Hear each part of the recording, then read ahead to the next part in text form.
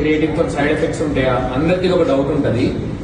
17-16 పై నుంచి ఏజ్ వాళ్ళు ఎవరైనా తీసుకోవచ్చు, ఉమెన్ కూడా తీసుకోవచ్చు, టెన్షన్ ఏం లేదు. మినిమం అయితే 0.3 grams నుంచి 4 grams is suggestible per day. ఒకవేళ మీరు హెవీ స్ట్రెంత్ ట్రైనింగ్ చేసి ఎక్కువ ఇయర్స్ నుంచి వర్కౌట్ చేసేటోళ్ళు అయితే 6 నుంచి 8 grams కూడా పోవచ్చు. దీంతో మెయిన్ 4 అడ్వాంటేజెస్ ఏంటంటే, ఫస్ట్ థింగ్ ఏమో energy.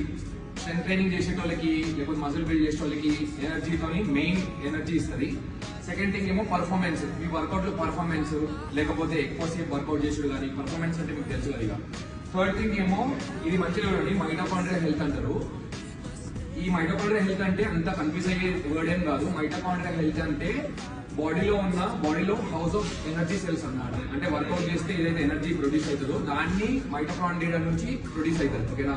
So mainly creatine mitochondrial health కి చాలా మంచిది. ఓకేనా. ఫోర్త్ ఏమో ఆబ్వియస్లీ మజిల్ రికవరీ, చాలా మంచి రికవరీ ఉంటుంది మీకు.